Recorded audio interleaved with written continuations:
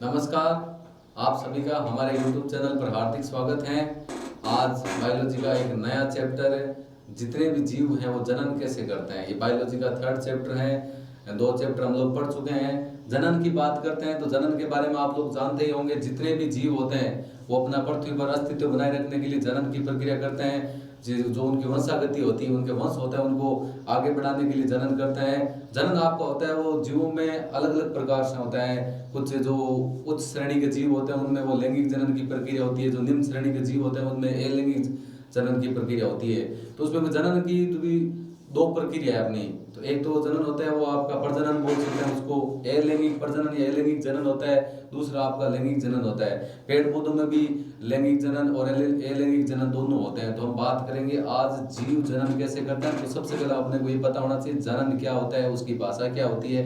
तो हमने आपको एकदम सरल सटीक भाषा के रूप में दे रखा है। आप देखो जनन की बात करते हैं तो जनन के बारे में मैंने आपको बता दिया कि जनन वह प्रक्रिया है जिसके द्वारा सजीव अपने जैसे जीव उत्पन्न करते हैं। जनन के मतलब क्या होता है, जैसे मानव होता है, मानव के द्वारा यदि जनन की प्रक्रिया होती है तो अपना जैसा जीव उत्पन्न करता है, अपने जैसे जीव को पैदा करता है। क्यों करता है? अपनी पीढ़ी को आगे बढ़ाने के लिए, अपनी संतति को आगे बढ़ाने के लिए वो अपने जैसा जीव क्या करते हैं, पैदा करते हैं। और इसके बाद आगे क्या करें, देखो ये पृथ्वी पर जीवन की निरंतरता को बनाए रखने के लिए आवश्यक है, क्योंकि उनका अस्तित्व है भाई। आगे से जैसे हमारी पीढ़ी आगे पृथ्वी पर निरंतर बनी रही, उसके लिए आपको क्या पता होना चाहिए, उसके लिए आपको जनन होना आवश्यक है।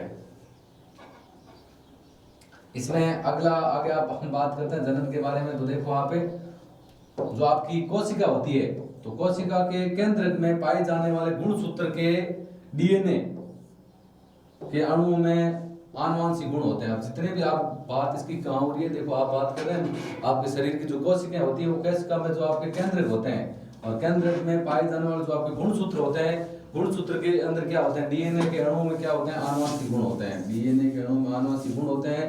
डीएनए का मतलब, डीएनए के फुल फॉर्म क्या होते हैं, डीएनए का मतलब होता है डीऑक्सी राइबो न्यूक्लिक अम्ल। डीएनए का फुल फॉर्म क्या होता है, डीऑक्सी राइबो न्यूक्लिक अम्ल। हम बात क्या कर रहे हैं, जनन की। तो जनन का मतलब हो गया कि वह प्रक्रिया जिसके द्वारा जितने भी सजीव होते हैं वो अपने समान जीव उत्पन्न करते हैं। और क्यों करते हैं, क्योंकि वो पृथ्वी पर अपनी निरंतरता को बनाए रखने के लिए आवश्यक भी है। और जितनी भी कोशिकाएं होती है उसकी कोशिका के केंद्र में क्या पाया जाता है, गुणसूत्र। जैसे मानव में अपने 23 जोड़े 46 गुणसूत्र होते हैं। तो गुणसूत्रों में क्या होते हैं, डीएनए अणु होते हैं। और डीएनए अणु में क्या होते हैं, आनुवांशिक गुण होते हैं। आनुवांशिक का मतलब होता है पीढ़ी दर पीढ़ी अपने जैसे संतति पैदा करने की प्रक्रिया को जनन कहते हैं। और डीएनए का पूरा नाम की बात करते हैं, डीएनए का पूरा नाम होता है डीऑक्सी राइबो न्यूक्लिक अम्ल। अब डीएनए द्वारा पता लगा सकते हैं कि ये संतान हमारी है या नहीं है। डीएनए एक ऐसी प्रक्रिया है, डीएनए द्वारा पता, क्योंकि एक पिता और एक पुत्र के डीएनए हमेशा समान होते हैं। रक्त के डीएनए की बात कर सकते हैं, शरीर में किसी भी भाग के डीएनए की बात करेंगे तो उनका डीएनए अपना समान होता है। अब डीएनए करता क्या है, डीएनए के बारे में बात कर लेते हैं। डीएनए का आपको मैंने फुल फॉर्म बता दी है। डीएनए का मतलब क्या होता है, डीएनए का मतलब होता है डीऑक्सी राइबो न्यूक्लिक अम्ल। डीएनए का फुल फॉर्म क्या होती है, डीऑक्सी राइबो न्यूक्लिक अम्ल होता है।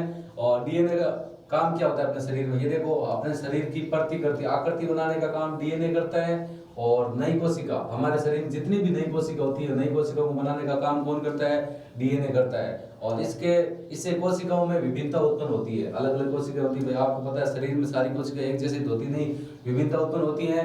और कोशिकाएं जो आपकी है वो होती है एक समान है, परंतु समरूप नहीं होती है। जैसे बात करते हैं हम लोग, समरूप का मतलब होता है कि जैसे एक जीव से दूसरा जीव पैदा होता है। संतति का मतलब होता है रूप के अनुसार हो, ये कोई जरूरी नहीं है कि कोशिकाएं तो उनके अंदर समान होगी, डीएनए उनका समान होगा, लेकिन उनकी आकृति समान हो ये कभी जरूरी नहीं है। ऐसा कभी नहीं होता है कि एक पिता और एक पुत्र की और एक दादा पिता और पुत्र तीनों की हाइट कभी समान हो। समरूप उनकी आकृति समान होने की कोई जरूरी नहीं है। ये किसके कारण होता है, डीएनए में जो कोशिकाओं में जो विभिन्नता उत्पन्न होती है, विभिन्नताओं के कारण उनकी कोशिकाएं तो समान होती है लेकिन उनका आकार कभी समरूप नहीं होता है। उनके कारण कुछ ना कुछ विभिन्नता उत्पन्न हो जाती है, जिनके कारण उनका आकृति कभी समरूप नहीं होती। एक जैसी बहुत कम 99% तो नहीं होता है, कोई 1% वो भी बड़ी मुश्किल से होता है। तो जनन के बारे में हमने बात कर ली। जनन क्या होता है, अपने समान संतति पैदा करना, अपने समान संतति करना। प्रकृति में अपना स्थायित्व बनाए रखने के लिए जनन जरूरी है। और डीएनए की बात की, डीएनए का फुल फॉर्म होती है डीऑक्सी राइबो न्यूक्लिक अम्ल। और डीएनए से होता है क्या है, देखो ये अपने शरीर की प्रतिकृति बनाता है, आकृति बनाने का काम ये करेगा, नई कोशिका बनाने का काम ये करेगा। और कोशिका में विभिन्नता इसके कारण उत्पन्न होती है।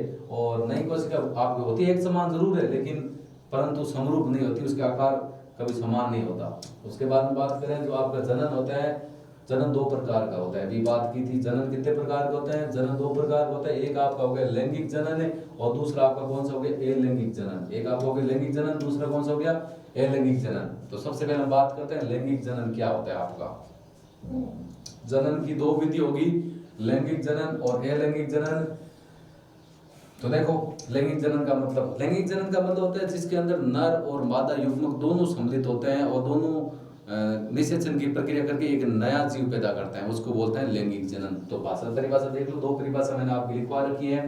देखो प्रजनन की वह क्रिया जिसमें दो युग्मों के निषेचन से नए जीव की उत्पत्ति होती है, उसे कौन सी प्रक्रिया कहते हैं, लैंगिक जनन कहते हैं। आप ये भी परिभाषा काम में ले सकते हो और ये भी ले सकते हो। जीवों में नर और मादा की सहायता से संतान उत्पन्न करने की क्रिया को क्या कहते हैं, लैंगिक जनन कहते हैं। अब ये सिर्फ मानव की जरूरी नहीं है, जिसके अंदर नर और मादा युग्मक दोनों सम्मिलित होकर एक नई संतान पैदा करते हैं, उसको बोलते हैं लैंगिक जनन। ये जीव जंतु में हो सकती है, पेड़ पौधों में हो सकती है, किसके अंदर भी हो सकती है, मानव के अंदर हो सकती है, जिसके अंदर नर और मादा दोनों युग्मक सम्मिलित होकर एक नई संतान को पैदा करे।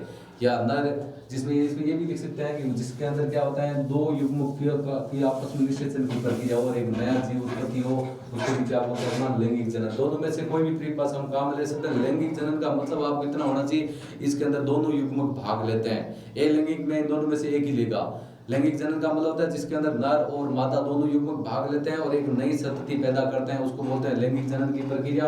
अब जैसे हम मानव की बात करते हैं, मानव के अंदर जो जनन की प्रक्रिया होती है वो लैंगिक जनन होती है। किसी एक पुरुष के द्वारा कभी भी एक नई संतति पैदा नहीं होती, या किसी महिला के द्वारा कभी एक संतति पैदा नहीं होती। दोनों का निषेचन की प्रक्रिया, नर और मादा दोनों की भागीदारी जरूरी है, इसी से एक अपनी संतति पैदा होती है, उसको हम बोलते हैं अपना लैंगिक जनन।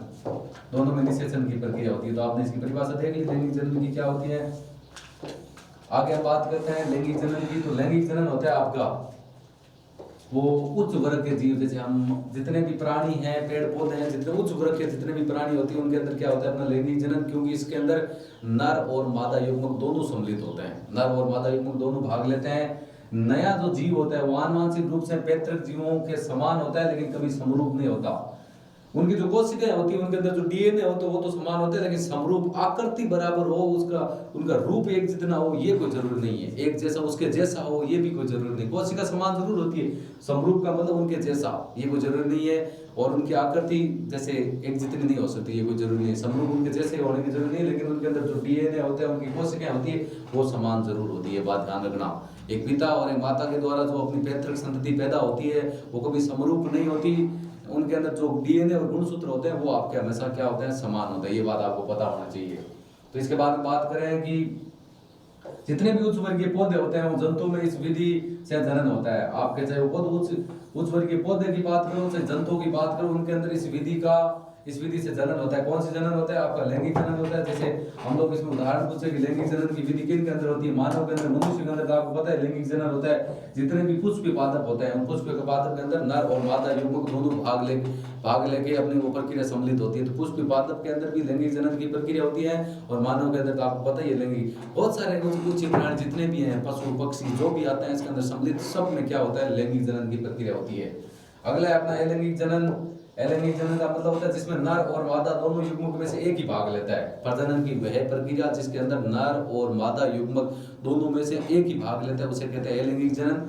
लेकिन आपकी परिभाषा यहाँ पर दे रखी है, देखो जो अलैंगिक प्रजनन है ऐसी प्रक्रिया है अपनी जिसमें नया जीव एकल जनक से बनता है और इसमें युग्मक या जनक कोशिका की कोई भूमिका नहीं होती। सीधी सी बात इसमें एक ही है कि इसके अंदर आपका नर और मादा दोनों युग्मकों में से सिर्फ एकल ही जनक होता है। एक जनक से ही अपना एक नया जीव पैदा होता है। इसके अंदर किसी युग्मक या जनक कोशिका की कोई भूमिका नहीं होती। हम सीधी सी परिभाषा ये भी लिख सकते हैं कि प्रजनन की वह प्रक्रिया जिसमें नर या मादा दोनों युग्मक में से सिर्फ एक युग्मक भाग लेते हैं उसे जनन की कौन सी प्रक्रिया कहते हैं, उसे कहते हैं अपनी अलैंगिक जनन कहते हैं। लैंगिक जनन में तो नर और मादा दोनों होगा, लैंगिक जनन में नर प्लस मादा दोनों का निषेचन होगा, जबकि दोनों का क्या होगा, निषेचन, उसे बोलते हैं अपना लैंगिक जनन बोलते हैं अपना।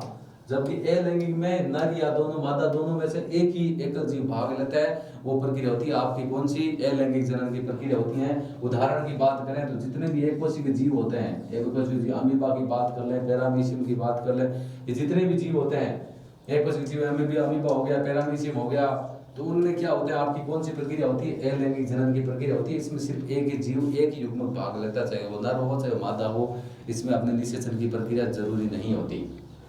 तो हमने बात कर ली लैंगिक जनन की और अलैंगिक जनन की। अब इन दोनों में हम लोग अंतर की बात करते हैं, आपका लैंगिक जनन और अलैंगिक जनन में क्या अंतर है, तो देख लो आपका अंतर क्या है। अंतर की बात करते हैं तो पहला अंतर जो अंतर है कि इसमें सिर्फ यहाँ पर आपका कौन सा है, ये हो जाएगा आपका अलैंगिक जनन है, इधर वाला आपका दे रखा है नाम नहीं लिखा है, ये आपका अलैंगिक जनन हो गया, और इधर आपका कौन सा हो गया, लैंगिक जनन, लैंगिक जनन। तो अलैंगिक जनन होता है, इसमें आपका सिर्फ एक जनक भाग लेता है। अलैंगिक जनन होता है उसमें सिर्फ एक ही अपना जनक भाग लेगा, नर या मादा दोनों में से एक भाग लेगा। जबकि एक वो आपका लैंगिक जनन होता है, लैंगिक जनन में दोनों जनक नर और मादा दोनों युग्मक भाग लेंगे, और इसमें आपका युग्मक होता है, उनमें युग्मकों का संलयन नहीं होता, क्योंकि एक युग्मक भाग लेता है तो युग्मकों का संलयन नहीं होता।